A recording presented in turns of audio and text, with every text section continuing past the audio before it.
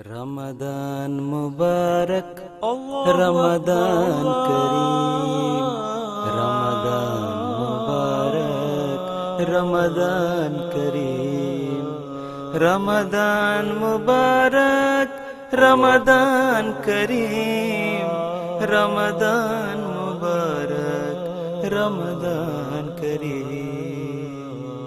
Assalamualaikum warahmatullahi wabarakatuh. Bismillahirrahmanirrahim. Ashadu alla ilaha illallah wahdahu la syarikalah wa ashadu anna Muhammadan abduhu wa rasuluh. Allahumma sholli ala Muhammad wa ali Muhammad. Jamaah muslimin wal muslimat, as-shaimin was-shaimat. Berjumpa lagi dengan saya dalam tausiah Ramadan. Alhamdulillah hari ini kita sedang berada di hari ke-21, hari pertama di 10 hari ketiga Ramadan. Semoga Allah Subhanahu wa taala memberi kita karunia hingga kita dapat menyempurnakan puasa tanpa suatu halangan apapun. Amin. Kemarin telah disampaikan mengenai itikaf. Dalam 10 hari terakhir Ramadan, para pencari Tuhan memasuki masjid dan menempati biliknya masing-masing di dalam masjid untuk iktikaf. Mereka memutuskan segala urusan duniawi dan hanya fokus pada urusan ukhrawi. Untuk kesuksesan para mu'takifin dan mu'takifat dalam forum ini, saya ada baiknya jika menyajikan petunjuk-petunjuk penting bagi mu'takifin dan mu'takifat selama menjalani iktikaf. Yang pertama yang perlu diingat oleh para mu'takifin dan mu'takifat adalah hendaklah diingat pada saat beriktikaf hendaknya para mu'takif berusaha sedemikian rupa supaya terpisah dari urusan duniawi dan sepenuhnya memusatkan perhatian kepada Allah Ta'ala. Selain dari salat fardu, para mu'takifin hendaknya melaksanakan salat-salat nafal, juga memanfaatkan waktunya untuk berzikir ilahi dan berdoa sebanyak-banyaknya, dan sedapat mungkin panjatkanlah terus sholawat kepada Nabi Shallallahu Alaihi Wasallam, dan tilawatkanlah Al-Quran Karim, bacalah kitab-kitab keagamaan, dan najem-najem yang dengannya akan terlahir dalam hati rasa takut dan cinta kasih kepada Allah Subhanahu wa taala. Hazrat Aisyah radhiyallahu taala anha bersabda, merupakan sunnah Rasulullah Shallallahu alaihi wasallam supaya para mutakif tidak keluar dari masjid, tidak juga menengok orang yang sakit, tidak juga ikut serta dalam urusan orang yang meninggal, hanya bisa pergi keluar untuk keperluan hajat seperti ke toilet dan mandi. Mu'takifin bisa pergi ke masjid jami untuk melaksanakan ibadah salat Jumat, tapi setelah selesai salat segeralah kembali ke tempat iktikaf. Para mu'takif diizinkan berbincang di antara sesama peserta.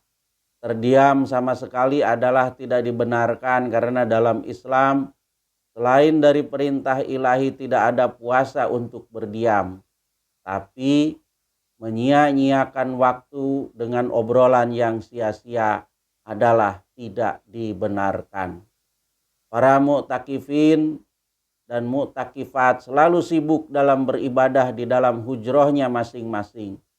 Meskipun di dalam masjid sudah diberikan jarak antara hujroh-hujroh sesuai dengan bagian tempatnya, tapi membaca tilawat dengan suara keras atau menangis yang keras di dalam salatnya adalah akan sangat mengganggu para mutakifin yang lain. Karena itu perlu untuk diperhatikan hal itu. Sebagian orang berkebiasaan mendengkur saat tidur yang sangat mengganggu para mutakifin yang lainnya. Karena itu hendaknya diupayakan supaya jangan sampai peserta lain terganggu. Kalau dengan terentang bisa mendengkur, maka cobalah untuk merubah posisi tidur. Bagi para mu'takifin tidak diperkenankan untuk mengerjakan salat nafal secara berjamaah selain salat taraweh, dan juga berdoa bersama pada waktu berbuka puasa. Setelah diajukan pertanyaan kepada Huzur Anwar berkenaan dengan doa bersama, beliau ayadahullahu ta'ala binasril aziz bersabda, para mu'takifin sejak kapan? Sejak dulu tidak pernah melakukan doa bersama-sama. Jadi kebiasaan baru apa yang telah mereka lakukan? Pernah terjadi ada kasus untuk makan, berbuka, kemudian diadakan doa bersama. Pada saat beritikaf meminta untuk dicukur rambut atau janggut adalah tidak apa-apa, tapi tidak diperbolehkan kalau dilaksanakan di masjid, kecuali di bagian luar masjid atau boleh juga di atap masjid. Pernah ditanyakan kepada Hadrat Masih Maud alaihi salam, apakah mu'takif bisa bercakap-cakap tentang urusan duniawinya atau tidak? Beliau alaihi salam bersabda, kalau karena alasan yang sangat penting bisa dilakukan. Badar 21 Februari 1907. Pada saat salat, khususnya sholat taraweh, hendaknya para mu'takifin dan mu'takifat harus memperhatikan jangan sampai ada anak-anak ada di dalam hujroh lalu sibuk ngobrol di dalamnya. Amir para mu'takifin harus melakukan pengawasan secara khusus untuk masalah tersebut. Pada saat sahur dan buka puasa perlu diperhatikan tata cara dan kebersihan masjid. Soal berkenaan dengan telah keluarnya bulan atau tidak untuk salat Id, sebelum ada pengumuman dari ketua jemaat setempat bahwa hari berikutnya adalah Idul Fitri, maka para mu'takifin tidak diperkenankan untuk membongkar hujrohnya. Lailatul Qadar. Hadrat Rasulullah SAW bersabda, telah dikabarkan kepadaku Lailatul Qadar adalah pada 10 hari terakhir bulan Ramadan. Pada riwayat lain dijumpai juga hendaklah Lailatul Qadar dicari pada malam-malam tanggal ganjil 10 hari terakhir, yakni tanggal 21, 23, 25, 27, dan 29. Kalau pada seseorang dengan karunia Allah Ta'ala timbul perasaan bahwa dia memperoleh detik yang berberkat itu, maksudnya Lailatul Qadar, maka dianjurkan untuk membaca doa ini. Allahumma innaka afuwun karim tuhibbul afwa fa'fu ani. Ya Allah, Engkau adalah Maha Pengampun, Maha Mulia, Engkau mencintai pengampunan, maka ampunilah aku. Hadis riwayat Tirmizi. Kepada para musafir rohani pencahari Tuhan, mu'takifin dan mu'takifat, selamat menjalankan itikaf, selamat berjumpa dengan Tuhan, selamat mendapatkan Lailatul Qadar. Kepada para musafir rohani pencahari Tuhan namun tidak sempat beritikaf, gantungkan pikiran, perasaan, hati, itikaf di dalam masjid. Insya Allah Tuhan akan menghampirimu dan menyapamu.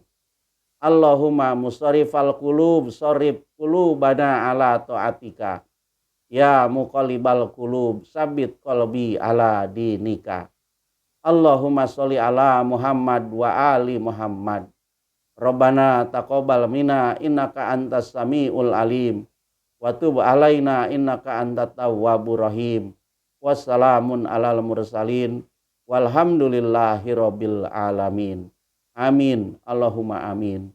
Wassalamualaikum warahmatullahi wabarakatuh. Ramadan Mubarak, Ramadan Kareem.